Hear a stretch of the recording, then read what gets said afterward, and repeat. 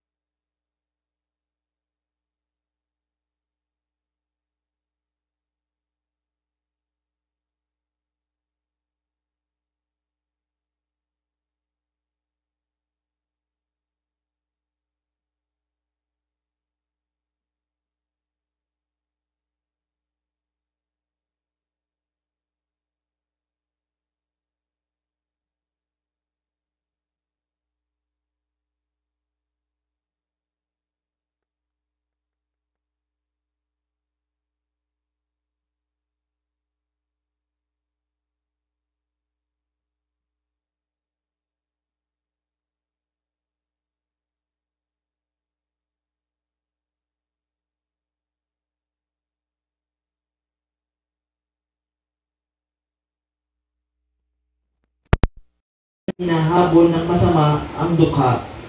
Mahuli nawa sila sa binilangkas nilang mga panganak. Sapagkat pinagmamalaki ng masama ang nais ng kanyang puso. Sinusumpa at tinatalikuran ang Panginoon ng taong sakim sa patubo. Sa kapalaluan ng kanyang mukha, ang masama ay hindi naghahanap sa kanya. Lahat niyang iniisip ay walang Diyos. Ang kanyang mga lakad sa lahat ng panahon ay umuunlad, malayo sa kanyang paningin ang iyong mga hatol na nasa itaas. Tungkol sa lahat niyang mga kaaway, kanyang tinutuya silang lahat. Iniisip niya sa kanyang puso, hindi ako magagalaw. Sa buong panahon ng salinlahi ay hindi ako malalagay sa kaguluhan. Ang kanyang bibig ay puno ng pagsumpa, pangapi at panlilinlang. Sa ilalim ng kanyang dila ay kalikuan at kasamaan. Siya'y nakaupo sa matagong dako ng mga nayon. Sa mga kubling dako, ang walang sala ay pinapapatay. Ang kanyang mga mata ay palihim na nagmamatsyag sa walang kakayahan. At buksan din po natin ang unang Pedro, 1 Peter chapter 2, 11 to 17.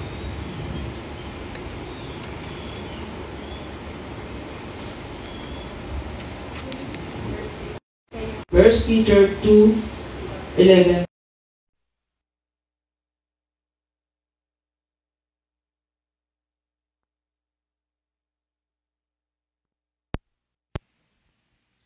Basahin po natin. Sabay-sabay. Mamuhay bilang mga lingkod ng Diyos. Mga minamahal, ipinapakiusap ko sa inyo bilang mga dayuhan at ipinatapon na kayo'y umiwas sa mga pagnanasa ng laman na nakikipaglaban sa kaluluwa. Maging marangal ang inyong pag-uugali sa gitna ng mga hintil upang kung magsalita sila laban sa inyo na parang kayo'y gumagawa ng kasamaan, ay makita nila ang inyong mabubuting gawa at luwalhatiin nila ang Diyos sa araw ng pagdalaw. Pasakop kayo sa bawat pamahalaan ng tao alang-alang sa Panginoon, maging sa hari na kataas-taasan, o sa mga gobernador na sinugo niya upang parusahan ang mga gumagawa ng masama at pangarangalan ang mga gumagawa ng mabuti. Sapagkat gayon ang kalooban ng Diyos na dahil sa paggawa ng mabuti ay inyong mapatahimik ang kamangmangan ng mga taong hangal.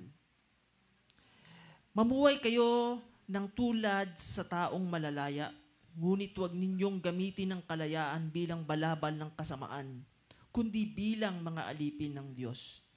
Igalang ninyo ang lahat ng mga tao, ibigin nyo ang kapatiran, matakot kayo sa Diyos, igalang ninyo ang hari. Amen. Salamat po sa mga salita ng Diyos. At dumako na po tayo sa pag-aawit ng mga himno. Amen.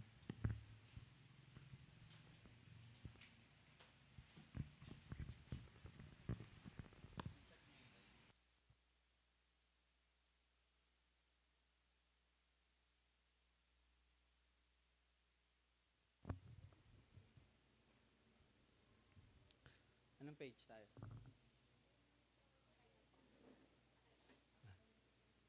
Anong page tayo, Gab? Una. Sige, tayo po ay magsitayo at magpapatuloy po tayo sa ating samba sa ating Panginoon sa pamagitan ng pag-awit ng mga himno. Okay? Paki-open po para sa unang kanta, page 11.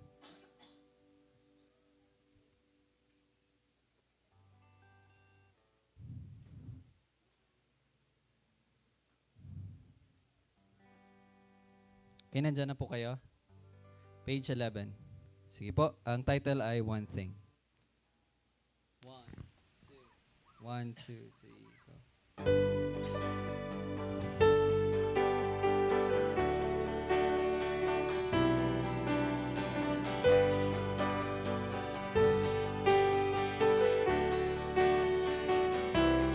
Sing. Jesus, you came to the earth, dying the debt I deserve. Free me to love and to serve for your glory. You pulled me out of the flames, covered my guilt and my shame, gave me a hope and a name for your glory. So whatever I do, one thing I pursue, I want to please you, oh God, all of my days. Your mercy has gone, and now I can see. I want to please you, oh God, in all of my ways. No matter the cost, I want to please you.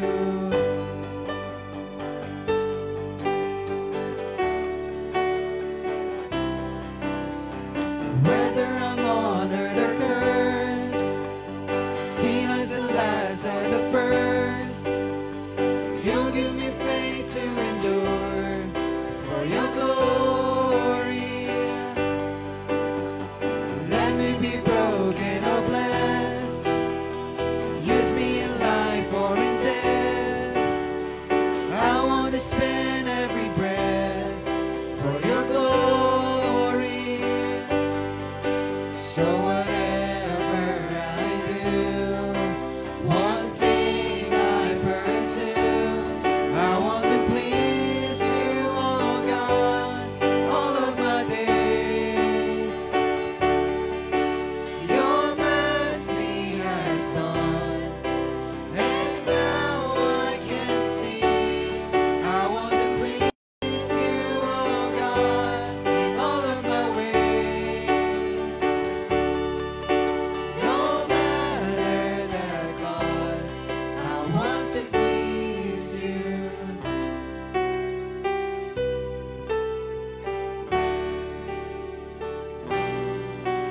You bought me, you own me.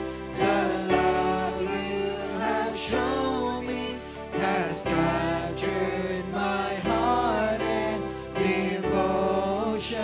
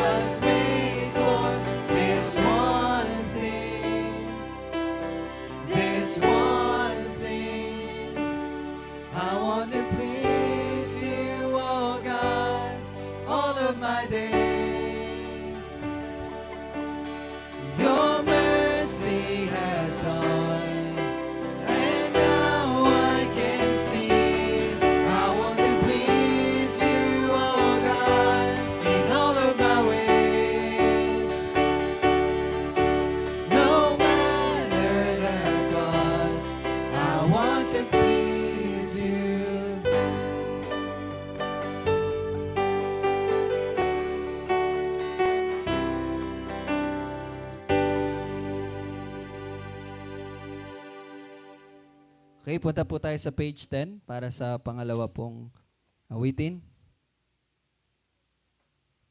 Ang title po is Guide Me, O My Great Redeemer. Page 10. 1, 2, 3, go.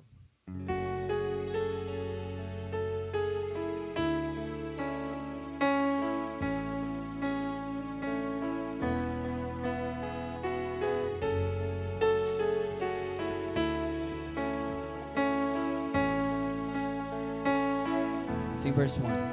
Guide me, oh my great Redeemer, pilgrim through this barren land.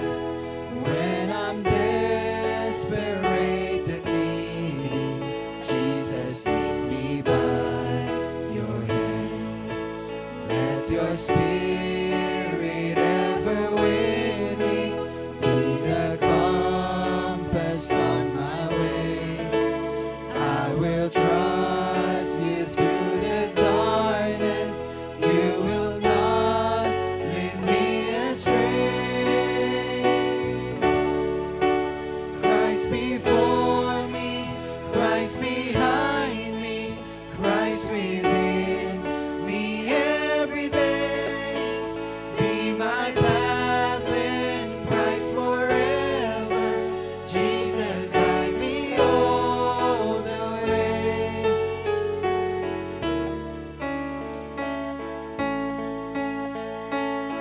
Sing verse 2. Like the fire and golden pillar, be my vision day and night. Like the manna in the morning, I will see your love provide. Quench my thirst when I am fainting, living water, fount of life. Rock of ages on this journey, only you can satisfy. Christ before me, Christ behind me, Christ within me every day. Be my path and Christ forever. Jesus, guide me all the way.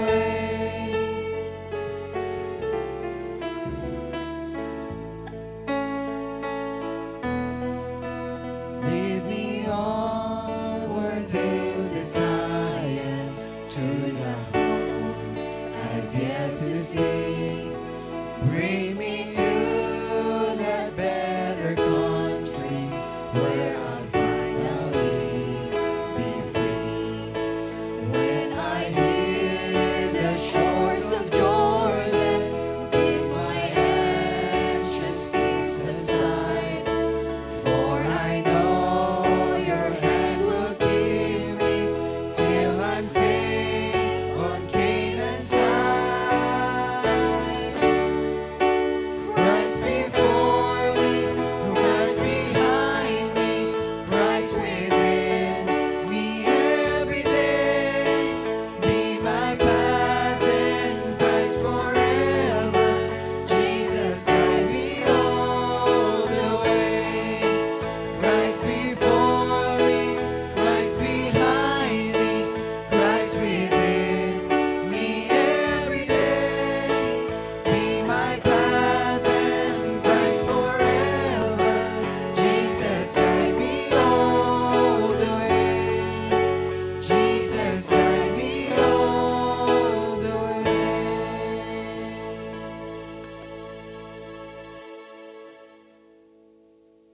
Para po sa huling kanta, page 20 po. 28 pala. Page 28. Behold our God.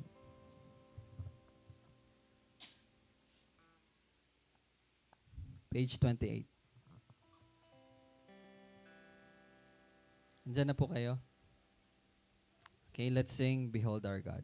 1, 2, 3, go.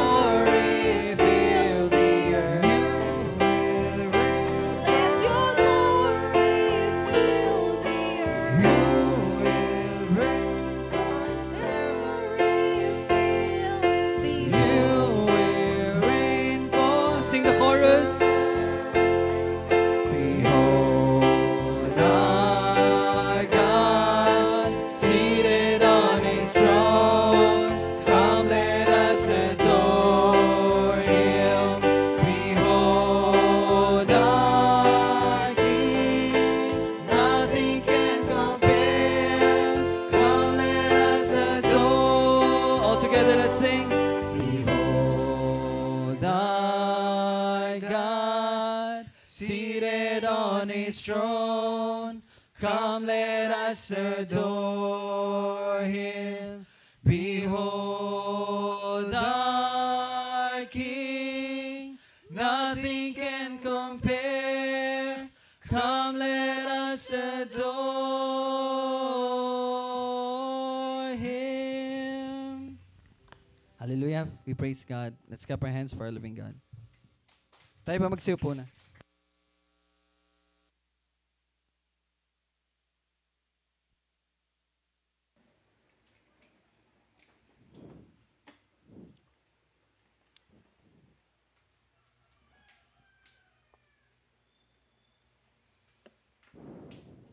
Sige po, sa ating pagpapatuloy sa pagsamba natin sa Panginoon, pwede na po natin ibigay ang ating mga handog.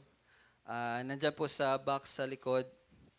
Ibigay na lang po natin ayon po sa pagpapala ng Panginoon sa atin at ito ekspresyon ng ating pasasalamat po sa Kanya.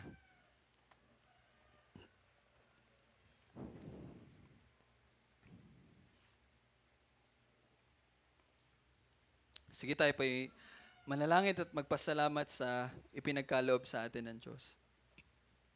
Panginoon, maraming salamat po sa iyong biyaya at patuloy, Lord, na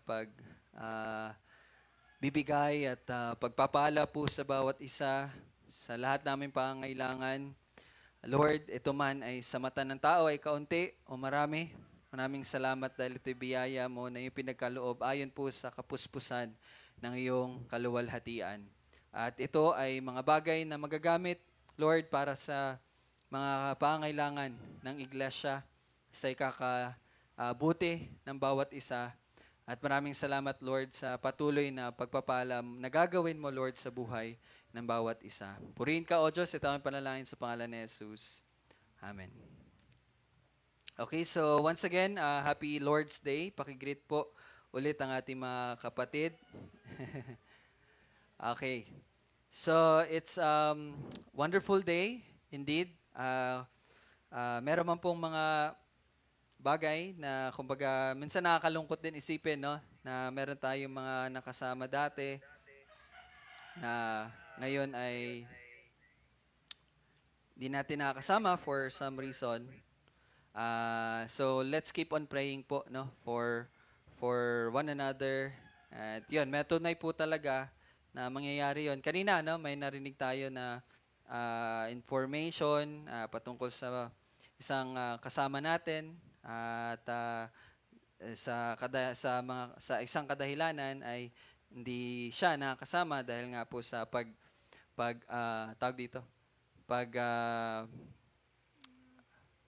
hindi pagsang-ayon, no, ng magulang. Dahil nga po, yun nga po, when it comes to belief, no, sa mga religion, isa't po talaga sa natural na sasabihin nila, kami tayo tumanda na dito sa ganitong relihiyon, no, bakit aalis ka pa? So yun po talaga yung mga bagay na isa sa mga persecution, mga pag-uusig. And so, let's just pray for that sister na sa biyaya ng Panginoon ay she will stand sa truth, no? She will stand in her faith. Doon po kasi talaga matitest din yung pananampalataya ng bawat isa. Kung tayo ba talaga ay tunay na sa Kanya, kahit na pigilan tayo ng napakaraming tao ay hindi tayo matitinag, no? And so, biyaya lang din talaga na nandito kayo, biyaya lang din talaga na hindi kayo dumadaan sa ganung mga pag-uusig, no? Pero bawat isa sa atin, iba't iba po yung ating mga pinagdadaanan. So yun, isa po yun sa ating pwede mapagdaanan. Alright, but anyway, still praising God sa salita na Kanya pong atin pong maririnig, no? Wala daw boses. Nalobat. Sabi ko church. Sige po, nalobat lang po. Sige po, let us open our Bible in the book of Acts. Magpapatuloy po tayo sa chapter 9. No? Ito yung I think, this will be the second to the last para sa chapter 9. No? So, chapter 9, verses 23 hanggang 31.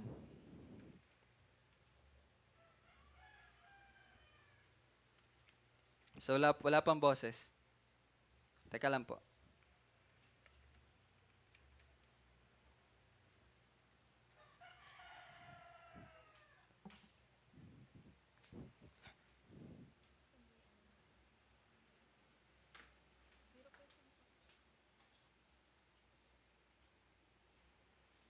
Hindi pala naki-check kanina.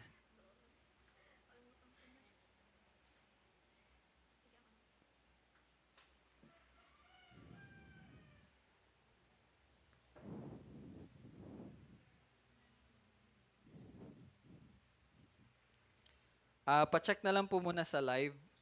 Nandun sa Facebook. Inedit ko yung privacy, makikita nyo po yung live. So habang naghihintay po dito sa Skype. So ma-check nyo po yung sa live.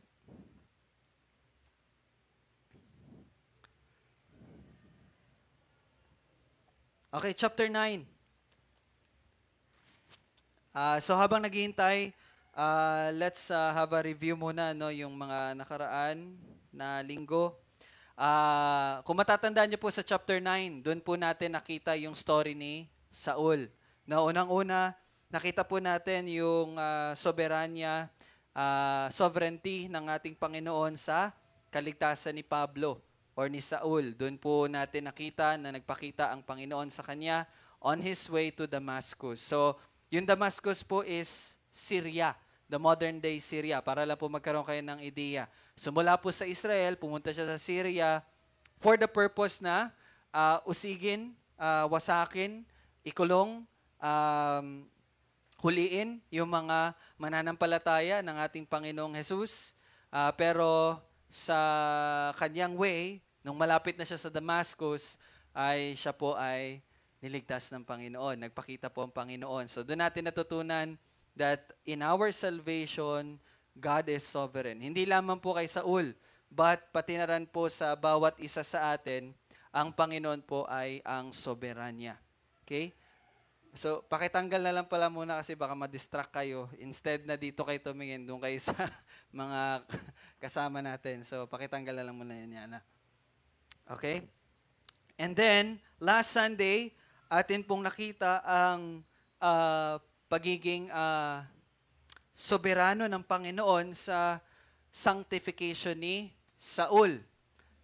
Pag sabi nating sanctification, ito po yung pagsiset apart. Pag sinabi nating pagsiset apart, pagtatangi.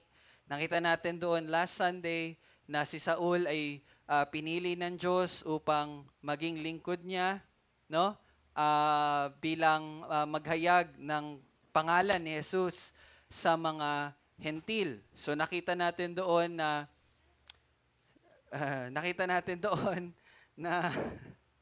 sige, okay lang yan. Okay. So nakita po natin doon na ang Panginoon ang nag-orchestrate, no? Tinawag siya na si Ananias. Natatandaan si Ananias, tinawag ng Panginoon si Ananias, pumunta ka dito sa anong daan 'yon? Sa Straight ba 'yon na pangalan, no? Yung Straight. And then hanapin mo yung bahay ni Judas. Merong lalaki doon na ng pangalan ay Saul na nananalangin. Natandaan niyo po 'yon? So ang Panginoon po nag-orchestrate para po i-set apart si Pablo para po sa isang gawain, no? And yun nga po, yung pagpapabanal. And dapat nyo din po mainawaan na sa atin din po mga buhay, ang Panginoon ay ang soberano sa pagsiset apart sa atin. Ibig sabihin sa pagtatangin ng Panginoon sa atin para sa paglilingkod. No? You have to understand na niligtas tayo ng Panginoon, yes, para iligtas, di ba? Para tawaging mga anak niya, para tawaging mga kaibigan niya, para tawaging mga kapatid niya, di ba? And isa po sa mga tawag sa atin is mga alagad. Bakit? Bakit sinabing alagad? From the word itself, dahil tayo po ay maglilingkod sa Kanya. So, pero, bago tayo makapaglingkod, kailangan po talaga ng sanctification. Kailangan ng pagsiset apart ng Panginoon sa atin. Ibig sabihin, pagtakda ng Panginoon sa atin upang gawin ang paglilingkod na iyon. Naintindihan niyo po? Ngayon naman, sa linggong ito, makikita natin ang sovereignty ng Panginoon sa paglilingkod ni Pablo. At ganon din po ang ating makikita, ang sovereignty ni Lord sa ating paglilingkod sa Kanya. Ulitin ko po, kayo ay niligtas ng Panginoon at isa po sa mga gagawin natin ay ang maglingkod sa Kanya. Hindi lamang po kayo niligtas ng Panginoon upang umupo dyan sa inyong upuan. No, but we are servants of God. So, ating makikita, ano ba yung paglilingkod na dapat nating gawin? Let us pray. Panginoon, sa aming pagpapatuloy sa pag-aaral at pakikinig ng iyong salita, ikaw po ang patuloy na magturo sa amin at naway nandyan ang pagpapakumbaba ng bawat isa at pagtanggap, Lord, na indeed you save us to serve you. And ngayon ay makita namin that you're sovereign sa aming paglilingkod.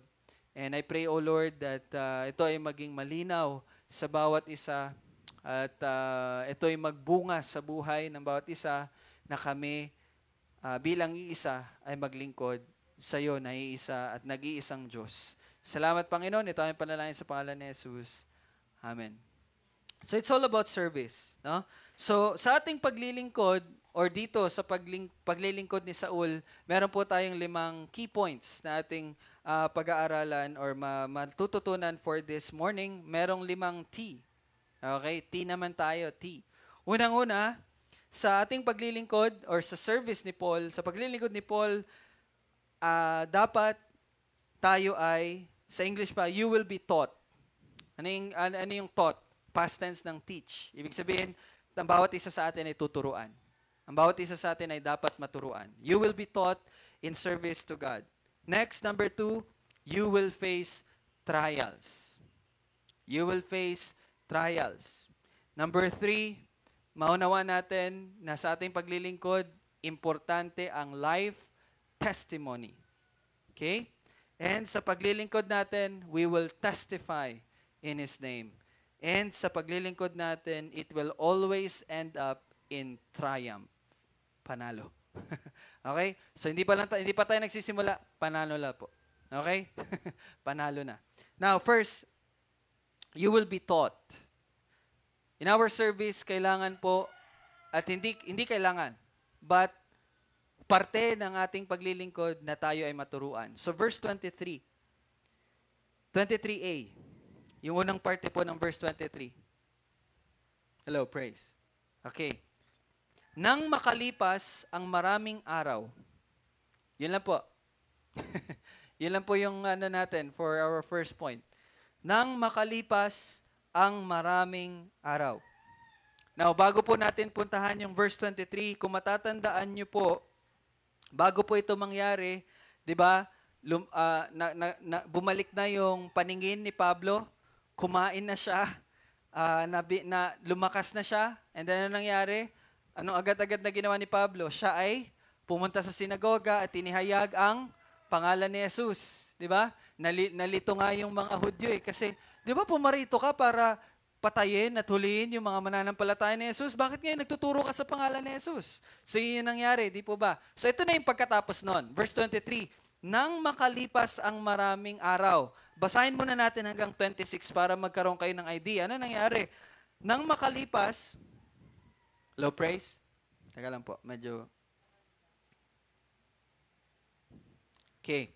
Nang makalipas ang maraming araw, nagbalak ang mga Hudyong siya'y patayin. And verse 24, ngunit ang kanilang balak ay nalaman ni Saulo, kanilang binantayan ng mga pintuan araw at gabi upang siya'y patayin. O, 2 score na po yung salitang patayin. And verse 25, ngunit ng gabi na, kinuha siya ng kanyang mga alagad at siya'y ibinaba sa kabila ng pader, inihugos siya sa isang tiklis.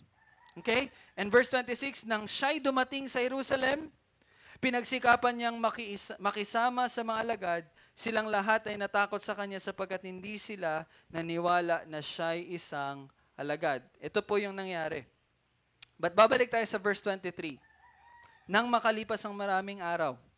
Now, let me ask you, sa tingin nyo ilang araw to? Guess lang. Just take a guess. Mga ilang araw? Sa tingin nyo lang, mga ilang araw? Sige na, para mabilis. 15 days? Yung iba? 1 month? Okay. Yung iba naman? A year? Isang taon daw? Sige po. Wala na? Yun lang? Okay? So tingnan natin kung ilang araw itong mga nakalipas na maraming araw. Okay, can we open our Bible in Galatians chapter 1?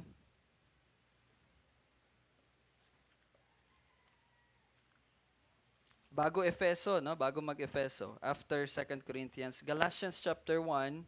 Basahin natin yung verse 11 hanggang 18.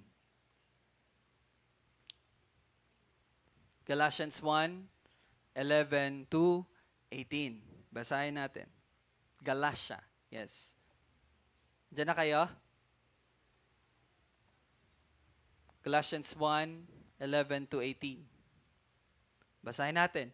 Sapagkat, sabi to ni Pablo, this is his testimony to the Galatians, sabi niya, sapagkat nais kong malaman ninyo, mga kapatid, na ang ebanghelyo na aking ipinangaral ay hindi ayon sa tao, sapagkat hindi ko ito tinanggap mula sa tao, o itinuro man sa akin, kundi sa pamagitan ng pagpahayag ni Hesukristo. Sapagkat inyong narinig ang uri ng aking dating pamumuhay sa Judaismo, kung paanong marahas kong inusig ang iglesia ng Diyos at sinikap na wasakin ito, at ako'y nanguna sa Judaismo ng higit kaysa marami sa mga kasing gulang ko sa aking mga kababayan. Higit na masigasig ako sa mga tradisyon ng aking mga ninuno. Ngunit, nang malugod ang Diyos na sa akin ay nagbukod, buhat pa sa sinapupunan ng aking ina at sa akin ay tumawag sa pamagitan ng kanyang biyaya na ipinahayag ang kanyang anak sa akin upang siya'y aking ipangaral sa mga Hentil, hindi ako sumangguni sa sinumang laman at dugo. O nagtungo man sa Jerusalem sa mga apostol na una sa akin. Hindi siya nagtungo doon. Kundi nagtungo ako sa Arabia. At muli akong nagbalik sa Damasco nang makaraan ang 3 taon. So yung makalipas ang maraming araw, ibig sabihin po nun, 3 taon. 3 years. Grabe yung pagkasulat ni Lucas, no? Biruin mo yung span na yung changes, no, ng time is 3 years. Ang tanong, anong ginawa niya doon? Anong ginawa niya sa Arabia? Hindi siya nagtungo sa Jerusalem. Hindi siya nagpunta agad sa mga apostol. But siya nagpunta sa Arabia. Anong ginawa niya doon? Basahin natin yung verse 11 and 12 ulit. Sapagkat nais kong malaman ninyo, mga kapatid, na ang ebanghelyo na aking ipinangaral ay hindi ayon sa tao, sapagkat hindi ko ito tinanggap mula sa tao o itinuro man sa akin, kundi sa pamagitan ng pahayag ni Hesukristo. Ngayon, saan inihayag yun ng Panginoong Hesukristo? Saan? Sa Arabia. So, ibig sabihin po, sa loob ng 3 taon, siya ay tinuruan ng Panginoon.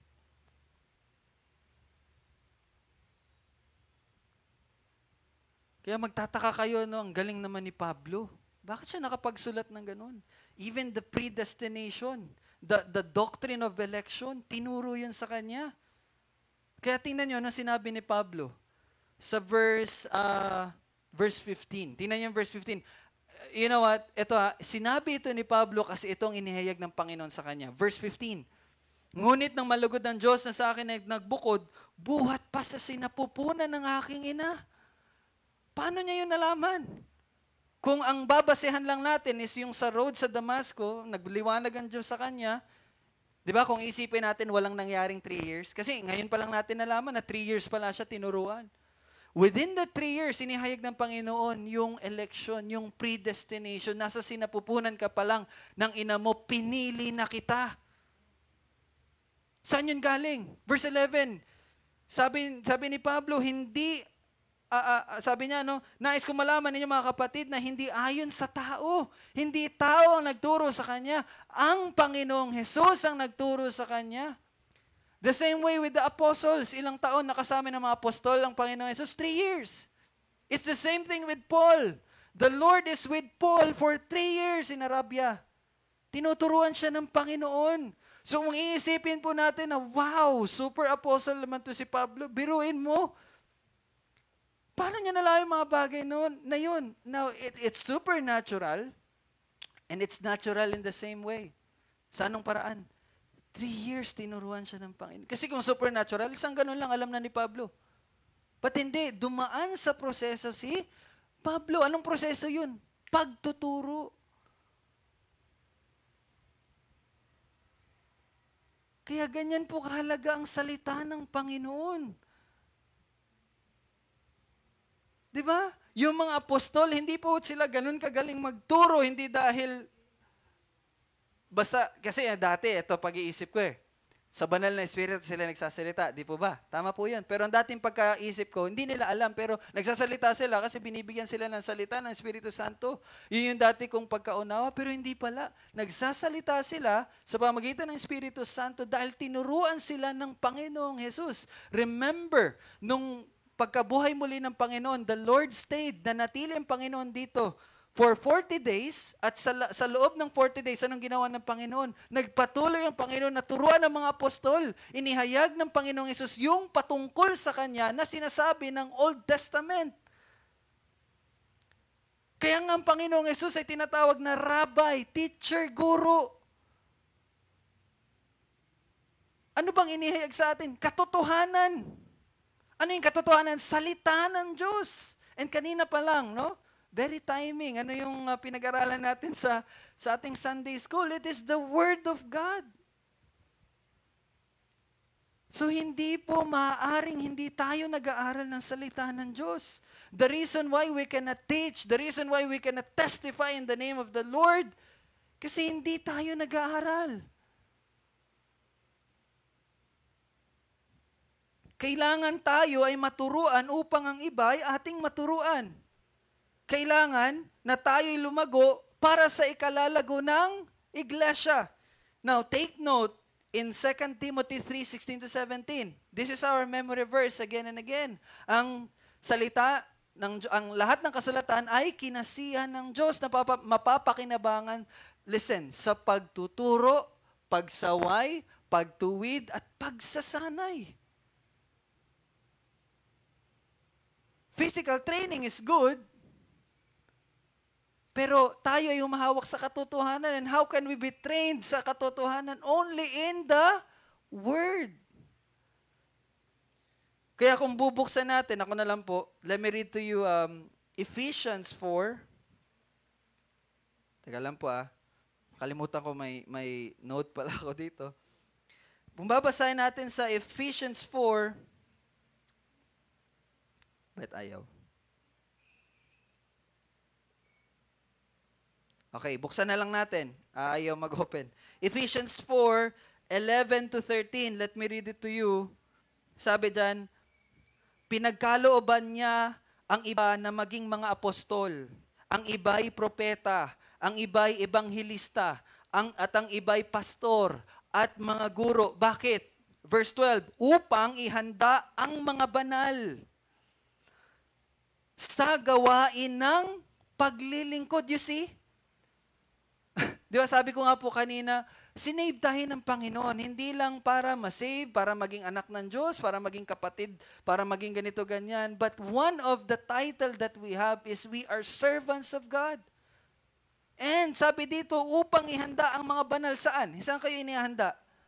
Sa gawain ng paglilingkod. At anong paglilingkod yun? Sa ikatitibay ng katawan ni Kristo. Ano yung katawan ni Kristo? Church, ang iglesia. Di ba? And in verse 13, hanggang makarating tayong lahat sa pagkakaisa ng pananampalataya. Ano ibig sabihin ng pagkakaisa ng pananampalataya? Hindi po ito yung faith na about sa maniwala ka at maliligtas ka. Yung binabanggit po dito na pagkakaisa ng pananampalataya is patungkol po sa paniniwala, patungkol sa mga katuruan na tayo, bawat isa sa atin, maunawaan natin yung katuruan ng Diyos.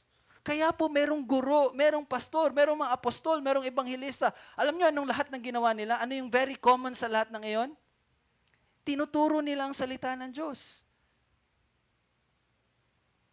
Bakit tinuturo ang salita ng Diyos? Again, upang tayo ay dumating sa pagkakaisa sa pananampalataya na wala isa sa atin ang merong maling pagkakaunawa ng salita ng Diyos. Kaya patuloy tayo sa pagtuturo, patuloy tayo sa Bible study, patuloy tayo sa pulpito.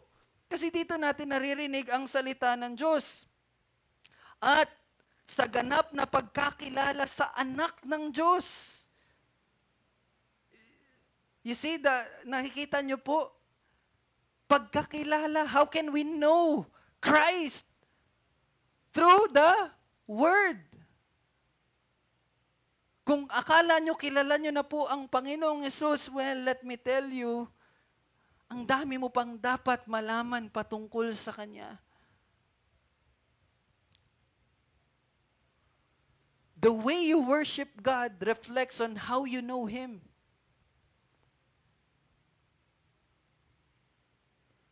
At ano pa sinabi diyan? Hanggang maging taong may sapat na gulang. Maturity. What's the purpose of studying the Word, knowing God? For us to be matured hanggang sa sukat ng ganap na kapuspusan ni Kristo. Ano ba yung sukat ng ganap na kapuspusan ni Kristo?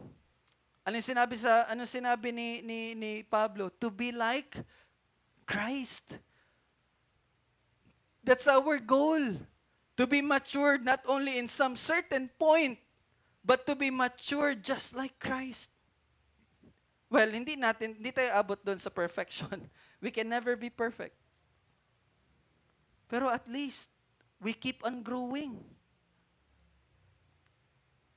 At mangyayari lamang yon sa pamagitan ng salita ng Panginoon.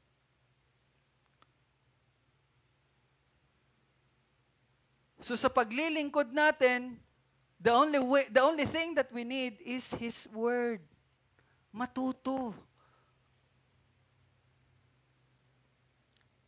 And you know what? Anong sinabi ng Panginoon in John 4:24? Natatandaan niyo po ba, mga kapatid? Yung nakasama ko sa Bible study. Ano sinabi ng Panginoon sa John 4:24? Ang bawat mananampalataya ba yun? Ayun na, open na. John 4:24. Ang Diyos ay Espiritu, at ang mga sumasamba sa Kanya ay kailangang sumamba saan? Sa Espiritu at katotohanan. Very clear. If you remember our Bible study, ano ibig sabihin ng katotohanan dito? Knowledge of Him. Sumamba tayo sa katotohanan. And in John 14:6, sinabi ng Panginoon Jesus, ako ang daan at ako ang katotohanan.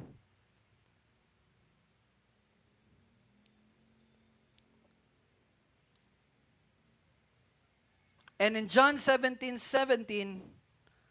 ito ay panalangin ng Panginoong Jesus sa Ama. Pakinggan niyo po yung panalangin ng Panginoong Jesus sa Ama. John 17:17, pabanalin mo sila. His prayer, pabanalin mo sila sa katotohanan.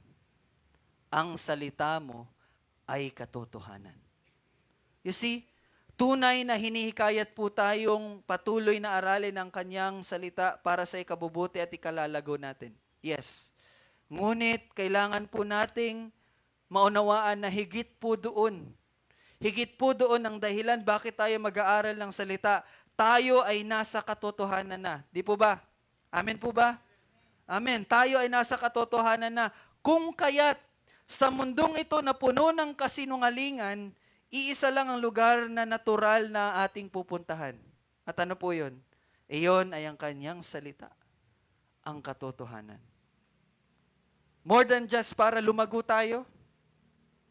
No? Higit pa sa dahilan na iyon, ay dahil kayo ay nasa katotohanan. Kung kaya't ang tanging lugar na inyong pupuntahan ay ang katotohanan. At yon ay ang salita niya. If you are in the truth, you will stay and remain in the truth. Naintindihan po natin yun, mga kapatid? Tayo ay naligtas dahil sa biyaya. At paano natin nalaman yung biyaya ngayon? Sa pamagitan ng katotohanan. Di ba? Ngayon, magpatuloy po tayo sa katotohanan. Huwag po tayong maging, alam niyo yun, yung parang, okay na, nakilala ko na si Kristo sa pamagitan ng pananampalataya sa Kanya. Okay na yun. Hindi. Let us continue in the truth. Alalahanin natin na ito ang panalangin po ng ating Panginoong Yesus. Di ba? Ang pabanalin tayo sa katotohanan. At ang katotohanan ay ang salita ng Diyos. So yun po yung unang punto. We are called to be servants of God. At sa ating paglilingkod, kailangan na tayo ay maturuan. At yun ay sa pamagitan lamang ng Kanyang salita. Study His Word. Alalin niyo po ang salita niya. Lumago po kayo sa Kanyang salita.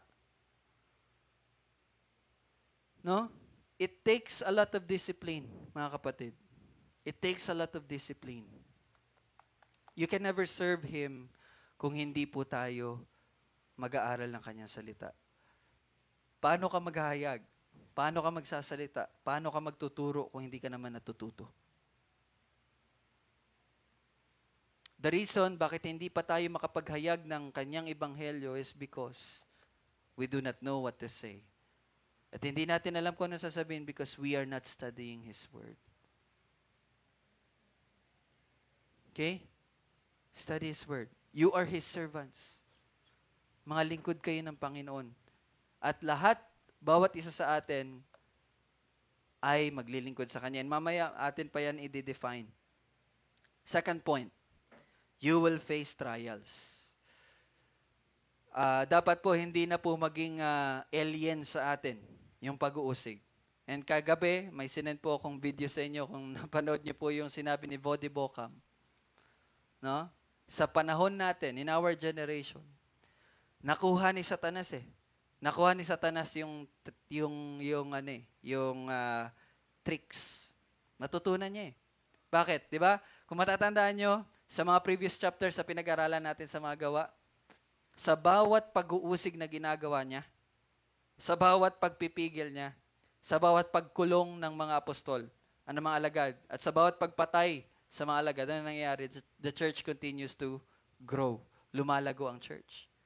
So sabi ni Satanas, mali itong tactics na to, hindi ko dapat sila pigilan.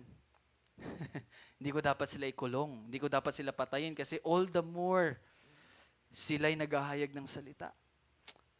Change tactics. Huwag natin silang pigilan. Bigyan natin sila ng pera.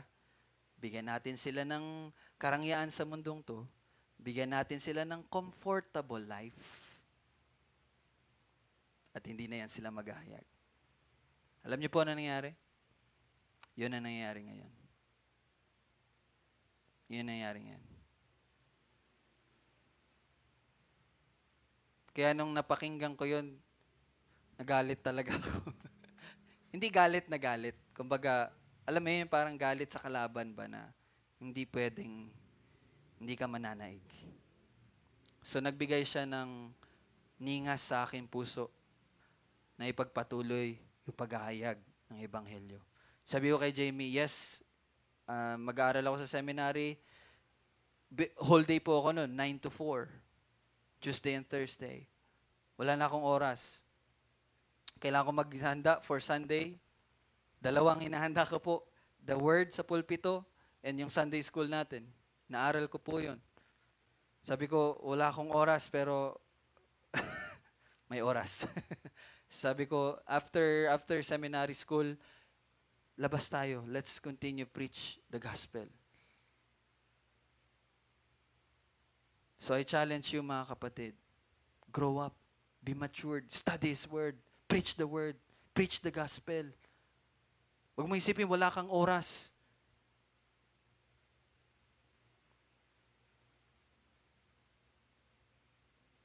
Alam nyo bakit hindi tayo inuusig? Kasi inisip natin, sa panahon lang yun ng mga apostol. But we are wrong. Hindi tayo iniusig kasi hindi natin inihayag ang katotohanan. Hindi tayo pumupunta sa mosque. Hindi natin sinisigaw na si Jesus ang tanging daan. Paano tayo usigin? Nagpaparada yung mga bading, mga LGBTQ.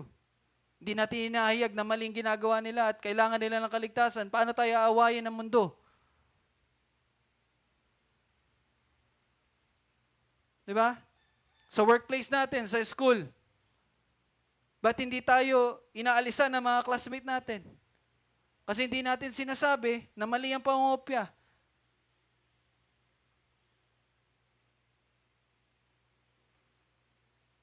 Hindi natin sinasabi na you need Christ. Kaya hindi ka sinasabi ang nerd. Hindi ka sinasabi ang KJ. Kasi hindi natin inahayag ang salita niya. Paano tayo usigin? It will continue to happen. Kaya lang, hindi natin inahayag ang salita niya.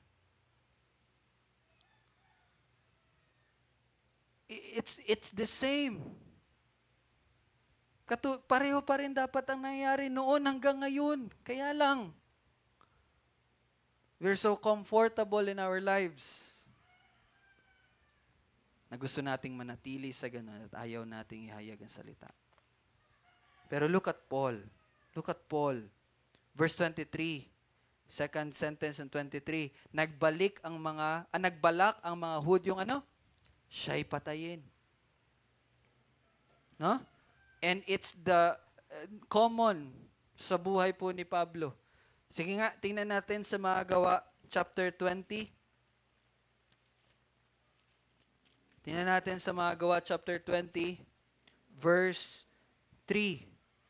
Doon ay nanatili siya ng 3 buwan. Nang siya'y maglakbay na patungong Syria, nagkaroon ng masamang balak ang mga Hudyo, kaya't ipinesya niyang bumalik na dumaan sa Macedonia. Nagbalak na naman sa kanya. And in verse 11, nang si Pablo ay makapanhik na at makapagputol-putol na ng tinapay at makakain na, nakipag-usap siya sa kanila ng matagal hanggang sa sumikat ang verse 19 pala, sorry. Na naglilingkod sa Panginoon ng buong kapakumbabaan at may luha, at may mga pagsubok na dumating sa akin dahil sa mga pagtatangka ng mga Hudyo. And in chapter 23, verse 12, kinaumagahan, nagkatipon ng mga Hudyo at nagsabwatan sa pamamagitan ng isang sumpa na hindi sila kakain na ni inuman hanggang sa kanilang mapatay si Pablo. Grabe, no? Walang iinom, walang kakain hanggat hindi napapatay si Pablo. Pero ang tagal bago namatay ni Pablo, siguro patay na sila. Hindi sila kumain. No? And in verse 30, the same chapter, verse 30, patayin ko muna po. Nang ipaalam sa akin na may banta laban sa taong iyan, ipinadala ko siya agad sa iyo at aking ipinagutos din sa mga nakasasakdal sa kanya na sabihin sa harapan mo ang laban sa kanya. You see? Dumating na sa court. And in chapter 25, verse 3, anong sabi dyan? 25, verse 3, at nakiusap bilang tulong sa kanila laban kay Pablo na siya ay ilipat sa Jerusalem. Sila'y nagbabalak ng pananambang upang siya'y patayin sa daan. Tingnan niyo po yung buhay ni Pablo. And in verse 24, patuloy tayo sa chapter 9, verse 24, ngunit ang kanilang balak ay nalaman ni Saulo, kanilang binantayan ang pintuang araw at gabi, upang siya'y patayin. And in verse 25, ngunit ng gabi na kinuha siya ng kanyang mga alagad at siya ay ibinaba sa kabila ng pader, inihugos siya sa isang tiklis.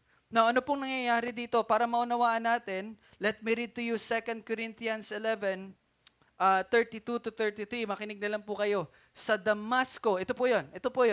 Okay?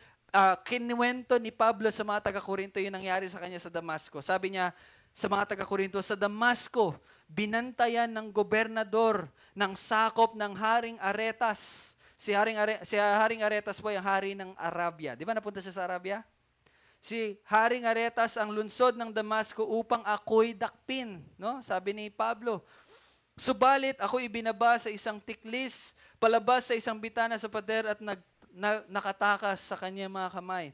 Now, you have to understand na kinuwento po ito ni Pablo sa mga taga-Korinto. Kasi po, kung babasahin natin yung mga verses, di ba, itong binabasa ko po kanina ay 2 Corinthians chapter 11. Kung matatandaan niyo po, kung babasahin niyo chapter 11, doon niya sinabi yung mga pinagdaanan niya pang iba. Now, let me read to you quickly para lang magkaroon kayo ng idea. Sabi niya, sa mga Hudyo, ay 5 ulit akong tumanggap ng 40 hagupit, kulang ng isa. 3 ulit na ako'y hinampas ng mga pamalo. Minsan ako'y pinagbabato. 3 ulit na akong nawasakan ng barko. 1 araw at 1 gabing ako'y nasa laot. Nasa madalas na paglalakbay, nasa panganib ng mga ilog, panganib ng mga magnanakaw, panganib ng mga kababayan, panganib sa mga intil, panganib sa lungsod, panganib sa mga ilang, panganib sa dagat, panganib sa kasama ng mga huwad na kapatid sa pagpapagal at hirap, sa mga pagpupuyat, sa gutom at uhaw, madalas na walang pagkain, giniginaw at hubad. Bukod sa mga bagay na nasa labas, ako'y araw-araw na nabibigitan sa alalahanin para sa iglesia. And then, kinuwento niya yon in verse 32 to 33, yung nangyari sa kanya sa Damasco. Bakit ito kinikwento ni Pablo sa mga taga-Korinto? Kasi kung babasahin niyo yung chapter na ito, kung matatandaan niyo yung kondisyon ng mga Korinto, merong mga bulaang apostol, may mga huwad na apostol. And si Pablo pinatunayan na siya ang tunay na apostol sa pamagitan ng paghahayag ng kanyang mga paghihirap. Bakit? Paano mo mapapatunayan na ikaw ay tunay na apostol sa pamagitan ng paghahayag ng iyong paghihirap? Now, for you to understand, let me read to you 2 Corinthians, the next chapter, chapter 12, verse 7. Lalo na dahil sa kalabisan ng mga pahayag. Dahil daw sobra-sobra yung revelation ni Lord sa kanya. And sabi niya, kaya't upang ako'y huwag magmayabang ng labis, binigyan ako ng isang tinik sa laman, isang sugo ni Satanas, upang ako'y saktan, upang ako'y huwag magmalaki ng labis. Ang dahilan po, ang dahilan kung bakit niya inihayag yung kanyang mga paghihirap, kasi yung mga paghihirap na yun ay ang dahilan upang hindi siya magmalaki. Bakit siya magmamalaki? Sa labis na paghahayag ng Panginoong Hesus sa kanya. So, pinatunayan niya sa mga taga-Korinto na siya ay tunay na apostol dahil sa kanyang mga paghihirap. Dahil ang paghihirap na yon ay dahilan, ay paraan ng Panginoon upang si Pablo ay huwag magmalaki sa lahat, sa lubos, sa labis na paghahayag ng Panginoon sa kanya. That's the reason why. You see? So, kung magpapatuloy sa verse 9 to 10, sabi niya, subalit. Kasi nag-pray si Pablo, Lord, sana tanggalin mo na lang yun sa akin. At ano sabi ni Pablo? Subalit, sinabi ng Panginoong Hesus sa kanya, ang aking biyaya ay sapat na sa iyo. Sapagkat ang aking kapangyarihan ay naging sakdal sa kahinaan. Ako'y lalong magmamalaki na may galak sa aking kahinaan. Sabi ni Pablo, bakit? Upang ang kapangyarihan ni Kristo ay manatili sa akin. Kaya alang-alang kay Kristo, ako'y nasisiyahan sa mga kahinaan, paglait, kahirapan, pag-uusig at sa mga sakuna. Ibig sabihin, lahat po ng binasa ko po kanina sa inyo, lahat yon ay kinagalak ni Pablo. Bakit? Sapagkat kapag ako'y mahina, ako nga'y malakas. Bakit siya malakas? Kasi in his weaknesses, the power of God is being revealed. So kailangan nating dumanas sa pag-uusig. We must face trials upang tayo ay manatiling dependent sa Panginoon at upang lalong mahayag ang kapangyarihan ng Panginoon. So trials, persecutions, hindi dapat natin yon kinakatakutan. Bagkus, labis natin yung ihangad. Kasi by that, we will see the workings of our Lord. That's part of our service to God. And the third point sa ating paglilingkod, ang importansya ng life testimony. No? The importance of our life testimony. Ano ba ibig sabihin ng life testimony? Yung buhay mo bilang patotoo. Yung ipinapamuhay mo bilang patotoo. Bakit? Verse 26. Nang siya'y dumating sa Jerusalem, so, again, 3 years po nakalipas bago siya pumunta sa Jerusalem. Okay? 3 years. Nang siya'y dumating sa Jerusalem, pinagsikapan niyang makisama sa mga alagad. Silang lahat ay natakot sa kanya sapagkat hindi sila naniniwala na siya'y isang alagad. Imagine, 3 taon nang lumipas, hindi pa rin nila alam yung nangyari kay Pablo. Ang alam lang nila is ano yung ginawa ni Pablo bago siya umalis ng Israel. Diba? Takot sila. Now, you must understand, ganito din kahalaga talaga yung basahin yung original writings. In the original writing, the verb po na ginamit dito is sa English, babasahin ko po, was trying. Pablo was trying. Okay? Was trying. And yung mga alagad naman was not believing. Anong ibig sabihin? Anong tense of verb yan? Imperfect tense. Ano ibig sabihin imperfect tense? Paulit-ulit. Patuloy.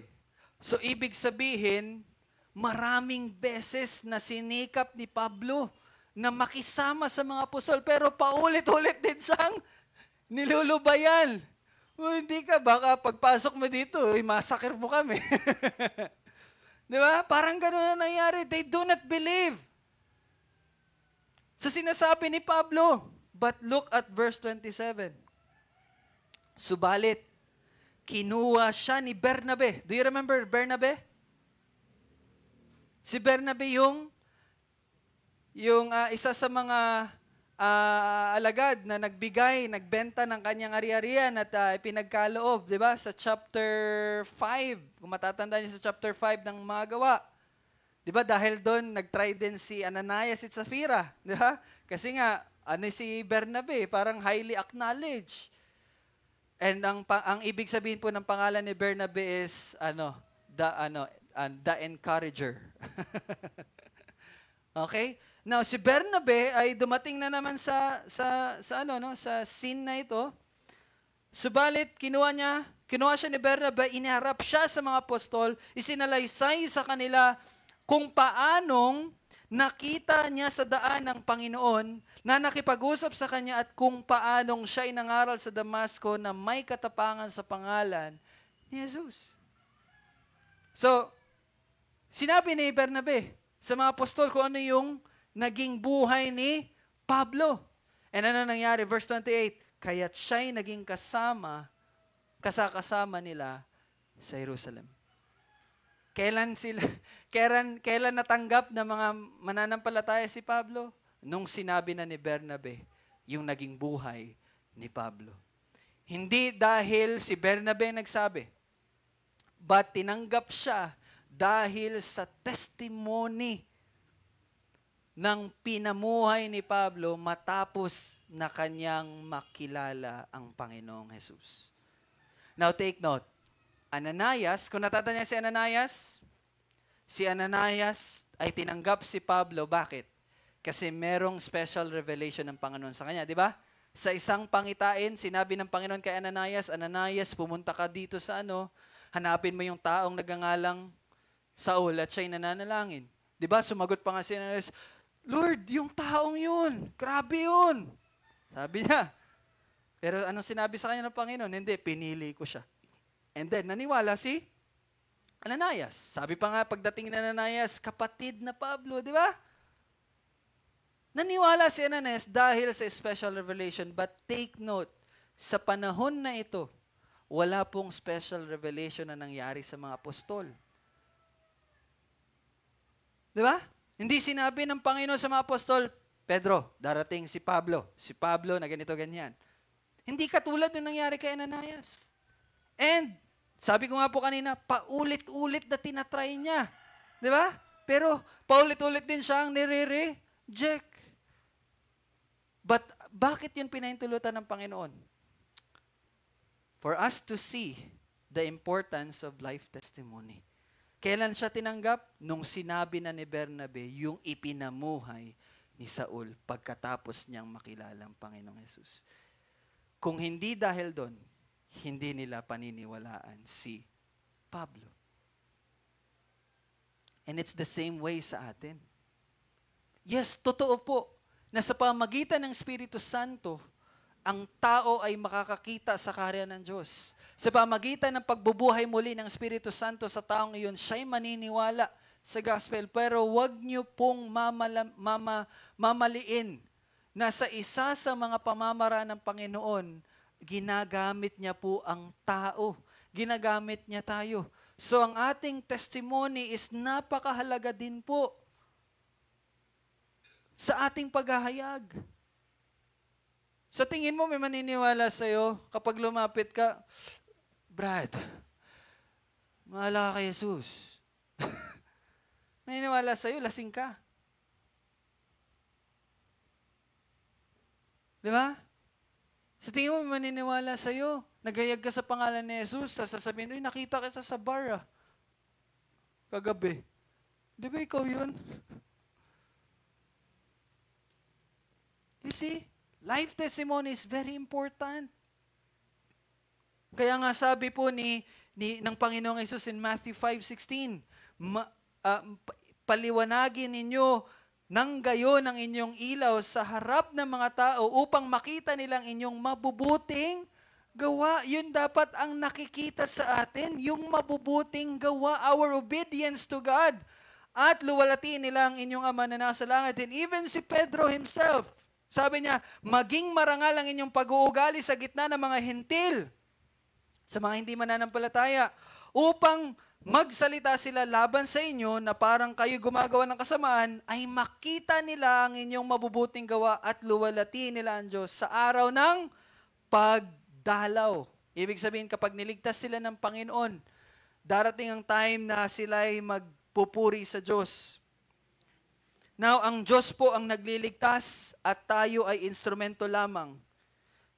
Pero tandaan po natin, bilang kasangkapan ng Panginoon, iayon po natin ang ating mga sarili ukol dito. Hindi niya po pwedeng gamitin yung sandok sa pagluluto ng kanin.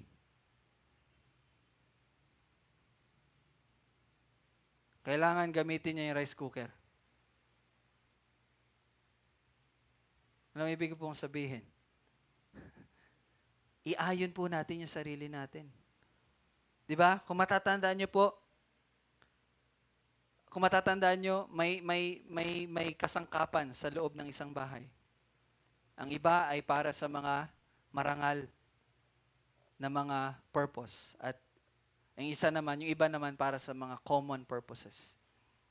Choose for yourself. Gusto nyo ba na gamitin kayo ng Panginoon para sa mararangal na bagay?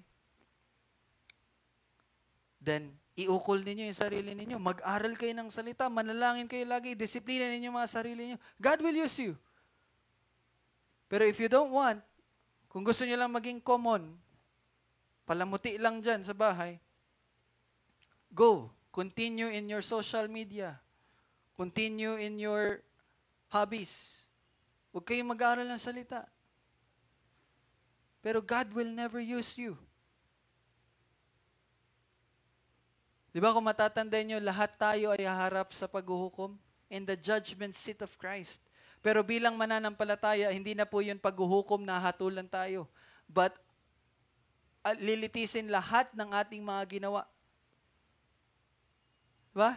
Yun po yun. Connected po yun.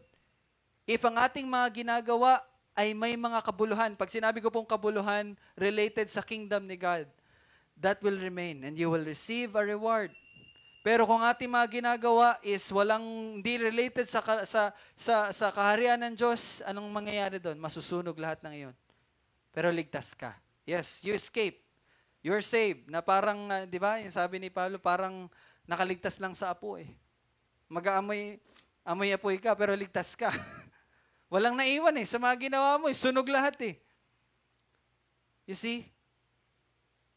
Kaya diba, tingnan niyo po ang sinabi ni Pablo sa mga taga-Korinto, ngunit sinusupil ko ang aking katawan. At ginagawa itong alipin upang pagkatapos na makapangaral ako sa iba, ako mismo ay hindi itakwil. Hindi niya po sinasabi na you can lose your salvation. Ang tinuturo po dito ni Pablo ay bilang isang pinili ng Diyos, bilang isang mangangaral ng salita niya. He made sure na hindi siya ma-disqualify. No? Na manatili siya na maging tama at angkop ang kanyang pamumuhay bilang isang mangangaral ng salita ng Panginoon.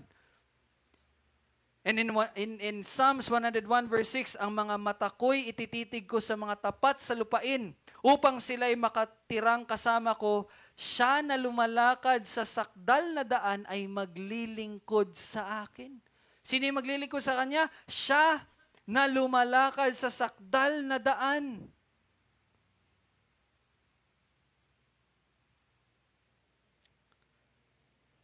So tunay po, no? Tunay po na tayo ay niligtas at tayo instrumento, pero iukol po natin ang ating mga buhay kung tayo po ay maglilingkod sa Panginoon. So life testimony is very important.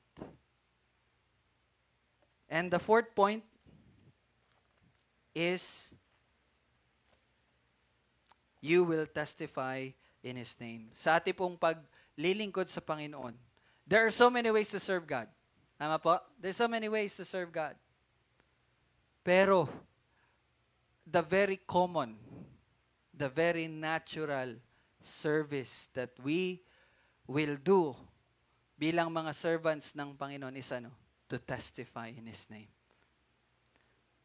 Baka inakala nyo po yung pag-share ng gospel, yun yung pinaka-wow. No? Dati yun ang pag-iisip ko eh. Yung pag-testify ng name niya, yun yung parang the peak. No? Pinakamataas na, matured ka na talaga. Well, yes, you need to be matured. Pero you have to understand na ang paghahayag ng salita niya, ang paghahayag ng kanyang pangalan is actually the entry point of your service. Baliktad po. Yun po yung pinakauna na gagawin natin. Yun po yung pinaka-normal na gagawin natin. Remember the Samaritan woman? Wala siyang ibang alam patungkol sa Panginoong Yesus. Pero alam niya na siya ang Messiah. And she testified to the Samaritans. You see? You will testify in His name. So verse 29. Verse 28 pala.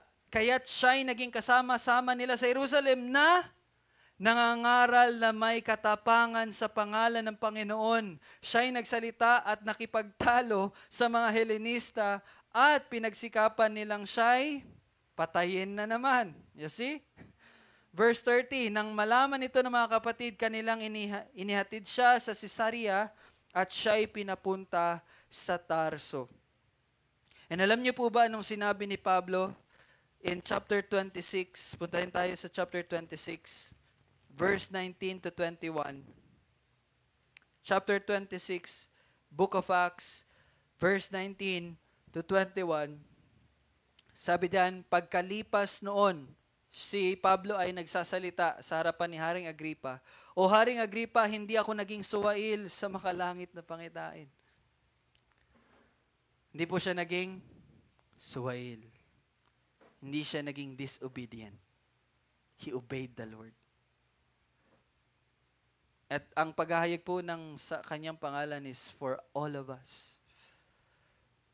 So kapag hindi natin hinahayag ang kanyang pangalan, tayo po ay nagiging suwail. We are disobedient. Verse 20, kundi ipinangaral muna sa mga nasa Damasco at pagkatapos ay sa Jerusalem. Nakita niya po yung paghahayag niya. Yun nangyari, di ba? Sa Damasco muna siya. And then pumunta siya sa Jerusalem. Pero hindi po siya nahinto doon. At sa buong lupain ng Judea. Yun po yung nangyari dito sa chapter 9, verse 29, na ipinapangaral na may katapangan ng pangalan ng Panginoon. Di ba? So, and balik tayo dito, at sa mga hentil na sila'y magsisi at magbagong loob sa Diyos at gumawa ng mga gawang naaangkop sa pagsisisi. So, kung titingnan po natin dito sa verse 20 ng chapter 26, kundi ipinangaral muna sa mga nasa Damasco. Now, kanina, nabasa po natin sa chapter 9, verse 24 to 25, yung siya'y gustong patayin, tapos ibinaba siya sa pinto ay sa window ng wall. Punta kayo sa chapter 29, verse 24. 'Di ba? Ngunit ang kanilang balak ay nalaman ni Saulo, kanilang binantayan ang mga pintuan at araw at gabi upang siya ay patayin. Ngunit ng gabi na, kinuha siya ng kanyang mga alagad at siya ay ibinaba sa kabila ng pader. Inihugos siya sa isang tiklis. Now, bumalik po ako dito sa 24 to 25 kasi gusto ko pong malaman ninyo kung anong ginawa niya sa Arabia. Diba, sabi po natin kanina, siya ay tinuruan ng Panginoon. Hindi lang po yun. Hindi lang po yun. Basahin ko po sa inyo ulit yung 2 Corinthians 11, 32, wag na pumuntahan, ako na po. 32 to 33. Sa Damasco, binantayan ng gobernador na sakop ng Haring Aretas. Sabi ko nga po kanina, si Haring Aretas ay ang hari ng Arabia. Ang lungsod ng Damasco. Bakit? Upang ako'y dakpin. Alam nyo paano binantayan? Alam nyo paano binantayan? Verse 24 ng chapter 9 ng Acts. Kanilang binantayan ng mga pintuan araw at gabi upang siya'y patayin. Grabe. Araw at gabi, binantayan, ayaw nilang makalabas si Pablo. Bakit gusto nilang patayin? Oh, bakit naman gusto patayin ni Haring Aretas? Di ba si Haring Aretas ay ang hari ng Arabia? Kasi po nung nandoon po si Pablo sa Arabia, habang siya'y tinuturuan ng Panginoon, patuloy siya na naghahayag ng pangalan ni Jesus. He didn't stop. Kaya pati yung hari ng Arabia, sinabi doon sa Damasco, oh, bantayan nyo yan ha, huwag nyong palalabas yan, papatayin ko ang taong yan. Bakit? Kasi patuloy niyang inihayag sa loob ng 3 taon ang pangalan ni Jesus. Na hindi lang po nagtatapos dyan. In verse 30, sa chapter 9 ng Acts, nang malaman ito ng mga kapatid, kanilang inihatid siya sa Caesarea at siya ay pinapunta sa Tarso. Pinalis na siya sa Jerusalem. Pumunta na siya sa Caesarea at Tarso. Now, saan ba itong Caesarea at Tarso? Again, this is a Gentile country. Okay? Gentile country. Now, makikita natin yan sa Galatians. Galatians 1:21. Makinig na lang po kayo. Galatians 1, basahin ko po yung 18 to 21. Nang makaraan ng 3 taon, nagtungo ako sa Jerusalem upang dalawin si Cephas at namalaging kasama niya ng 15 araw. Now, this gives us an information na nung pag-connect niya doon, ay nakasama niya si Pedro for 15 days. Ngunit wala akong nakita sa mga ibang apostol maliban kay Santiago na kapatid ng Panginoon. 2 lang po nakita niya, si Peter at saka si James. Verse 20, tungkol sa mga bagay na isinusulat ko sa inyo sa harapan ng Diyos, hindi ako nagsisinungaling. And in verse 21, pagkatapos ay nagtungo ako sa lupain ng Syria at Cilicia. Yun ang sabi niya sa mga taga-Galatia. But sabi ni Lucas sa mga Gawa chapter 9, siya'y pinapunta ng mga kapatid sa Caesarea at pinapunta sa Tarso. Now, what's the connection? Ang Caesarea po ay ang capital city ng Syria. Okay? Tandaan niyo po, ang Caesarea, ang capital city ng Syria. At ang Tarsus is the capital city of Cilicia. Now, bakit ko po ito binibigyang diin? Let me read, basahin natin Acts chapter 15, verse 23. 15:23.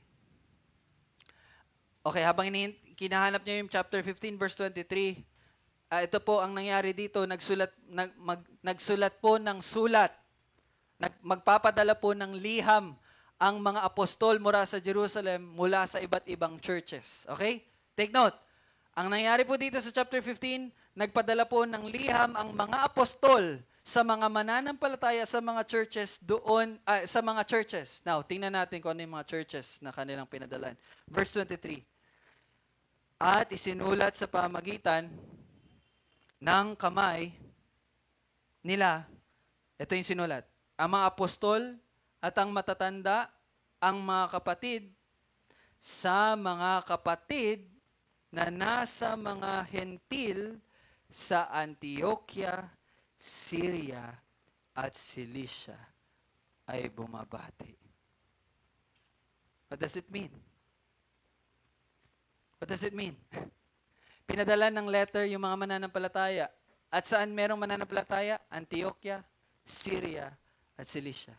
Saan pumunta si Pablo nung pagkatapos na nangyari yung gusto siyang patayin at tinulungan siya ng mga kapatid na dalhin saan? Caesarea at Tarso. Saan nga po yung Caesarea at Tarso? Sa Cilicia at Syria. And ngayon, in chapter 15, nagpadala ng letter ang mga mananampalataya. Nagpadala ng letter ang mga mananampalataya saan?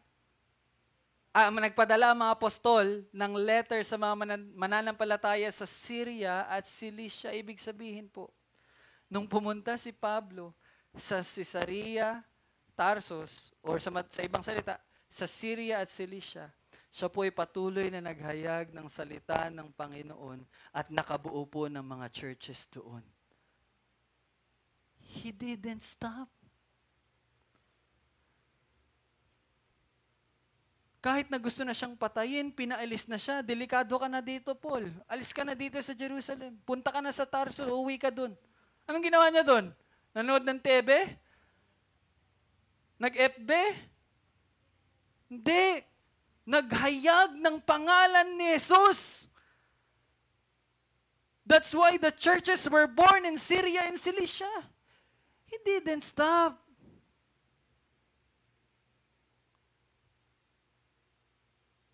Tayo, konting school lang, stop na. Why don't we, as we go to school, we preach the gospel. As we go to work, we preach the gospel.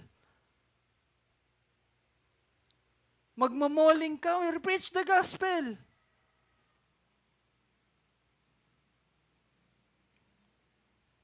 That's the challenge for all of us. Hindi lang po sa inyo, pati rin po sa akin. In our service to God, we testify in His name. Saan man tayo magpunta, hindi lang si Pablo. Actually, hindi lang si Pablo yung example natin. Matatandaan nyo yung kasunod ni Esteban, sino? Chapter 8, Esteban. Chapter 7, Esteban. Chapter 8, si Felipe. Anong ginawa ni Felipe? Di ba, sila? Wasak-wasak, watak-watak. O, nung pagpunta niya doon, ang ginawa ni Felipe? Nag-preach siya ng gospel. You see, ang paghahayag ng ebanghelyo, ang pamamaraan ng Panginoon upang ang isang tao ay maligtas. At yon ang ginagawa niya upang patuloy na buuin ang kanyang iglesia. Tandaan niyo po Romans 1:16, sapagkat hindi ako, sabi ni Pablo, hindi ko kinakaya ang ebanghelyo. Bakit? Sapagkat ito ang kapangyarihan ng Diyos para sa kaligtasan ng bawat sumasampalataya. Ito yung kapangyarihan ng Panginoon upang maligtas ang bawat sumasampalataya. And nagpatuloy siya sa chapter 10, 13-15, sapagkat ang lahat ng tumatawag sa pangalan ng Panginoon ay maliligtas, ngunit No? Ngunit paano nga sila tatawag sa kanila na hindi nila sinasampalatayanan? At paano sila sasampalataya sa Kanya na hindi nila napapakinggan? At paano sila makikinig kung walang mga ngaral? At paano sila mangangaral kung hindi sila sinugo? Gaya ng nasusulat, anong ganda ng mga paa ng mga nagdadala ng mabuting balita ng mabubuting bagay. Gospel is the power of God to save. Pero paano nila yon maririnig? Paano sila mananampalataya kung walang nangangaral?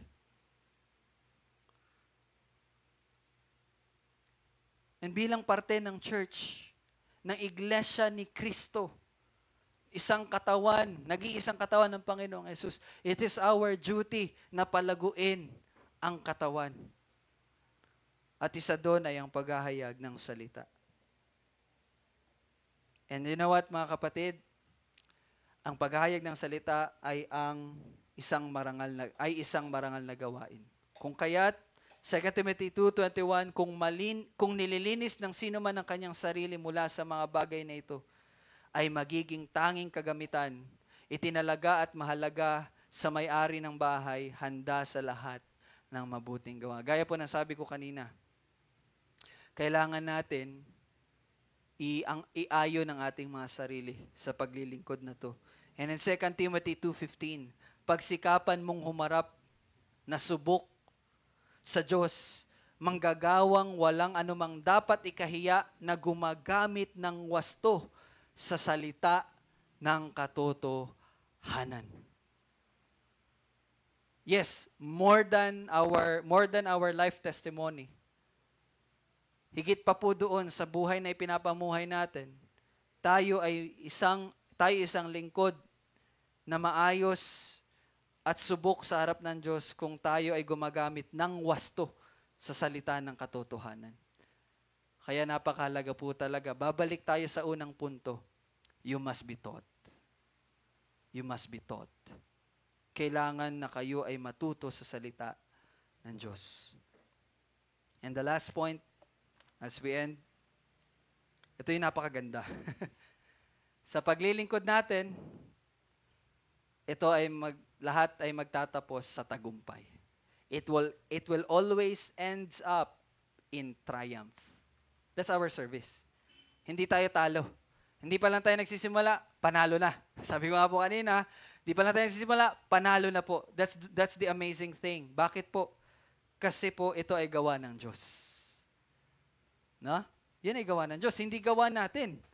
Yun ay gawa ng Diyos. Kaya verse 31, the last verse, sa gayoy, nagkaroon ng kapayapaan at tumatag ang iglesia sa buong Judea, Galilea at Samaria. Kompleto na, no? Sinabi na yung tatlo. Na namumuhay na may takot sa Panginoon at may kaaliwan ng Espiritu Santo, ito ay dumami.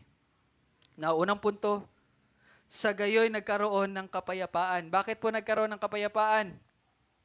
Kasi po, yung number one enemy, number one notorious enemy ng mga mananampalataya ay wala na. Pag sabi ko wala na, siya ay kabilang na sa mga mananampalataya. Wala nang, di ba sabi ni Pablo, ako yung pinakauna, ako yung pinaka, di ba? Sabi niya kanina, sa lahat ng mga, sa Judaismo, no? Sabi niya, natandaan niya yung binasa natin kanina, ako'y higit sa lahat ng aking, mga naglilingkod na katulad ng aking, edad, no? Sabi niya ganun. Imagine, the number one. Wala na. So, peaceful na po. Di ba? Peaceful na. But you have to see, yun ay gawa ng Diyos. Di ba? Ang plano niya, sirain, wasakin. Pero anong nasunod? Ang plano ng Diyos. Panatiliin ang kapayapaan. At tumatag ang iglesia sa buong Judea, Galilea at Samaria. Wow. Again, nangyayari po yung sinabi ng Panginoon sa Acts 1:8. Ano sabi ng Panginoon sa Acts 1:8? You will testify in my name, first in Jerusalem, in Galilea, and to the ends of the earth. Wala po yung Samaria. Basahin niyo ba Acts 1:8? Wala yung Samaria. Di ba? Baliktad pala. Wala yung Galilea. Samaria po yung meron. Alam niyo, isa sa dahilan bakit hindi sinabi yung Galilea sa Acts 1:8? Kasi doon po, usually, parang nasakop na po kasi ng Panginoong Yesus yun eh. Di ba sa Bible study natin, yung nakaka-join sa Bible study, Galilean ministry, halos doon po siya nag-focus kasi. Kaya yun daw ang isang possible reason bakit ang sinabi ng Panginoong Yesus sa Acts 1:8, Judea, Samaria, and to the ends. Nilaktawan niya na yung Galilea. Kasi parang okay na yung Galilea. Parang ganun po. Pero dito nabasa natin, sinama na yung Galilea. Ibig sabihin, napatuloy talaga yung paghahayag. Again, dahil gawa iyon ng Diyos. Sinabi niya yun sa Acts 1:8. So gawa yun ng Diyos. And namuhay na may takot sa Panginoon.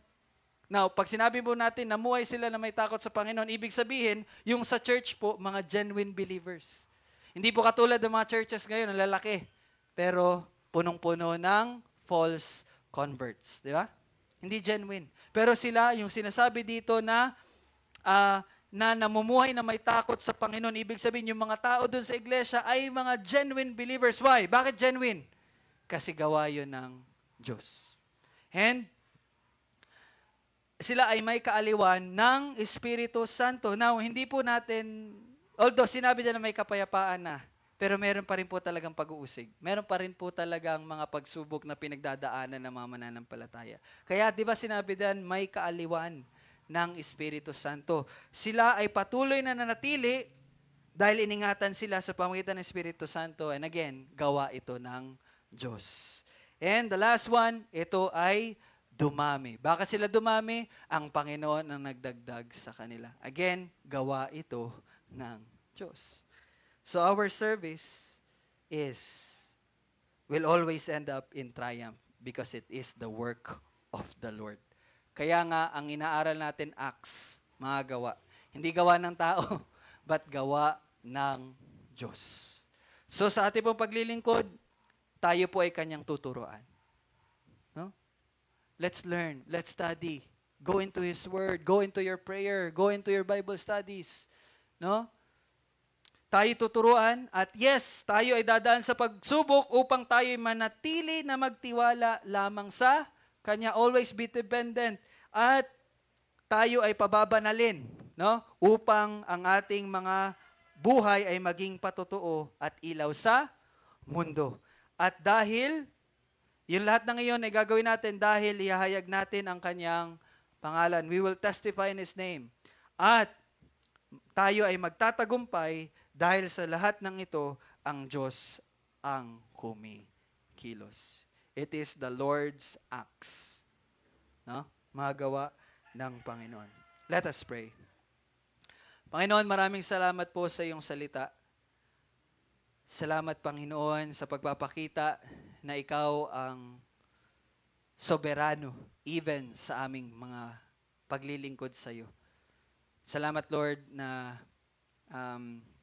binigyan muli kami ng paalala at inutusan kami to testify in your name.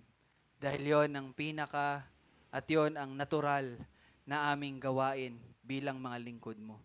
Iyon ay ang ihayag ang iyong pangalan. I pray, Lord, that each one will be humble and will be obedient to your word. Gaya ng sinabi ni Pablo, hindi siya naging suwail sa inihayag sa kanya ng Panginoong Yesus. Palakasin mo po kami, Panginoon, at naway wala po sa amin na maging suwail din sa iyong utos na ihayag ang salita ng Panginoon. Ang bawat isa ay mag-aaral, ang bawat isa ay patuloy sa pananalangin, ang bawat isa ay patuloy na lalago sa kanilang pagkakilala sa iyo, kaalaman sa katotohanan, at sa pamumuhay sa katuwiran. Ngayon sa Kanya na may kakayahang mag-ingat sa inyo mula sa pagkakatisod at sa inyo'y makapaghaharap na walang kapintasan sa harapan ng Kanyang kaluwalhatian na may malaking kagalakan sa isang Diyos na ating tagapagligtas sa pamamagitan ni Jesucristo na ating Panginoon. Sumakanya nawa ang kaluwalhatian, ang karangalan, ang kapangyarihan at ang kapamahalaan bago pa ang lahat ng panahon at ngayon at magpakailanman. Amen at amen. Happy Lord's Day po. See you po ulit next week. God bless po sa lahat. Thank you. Thank you.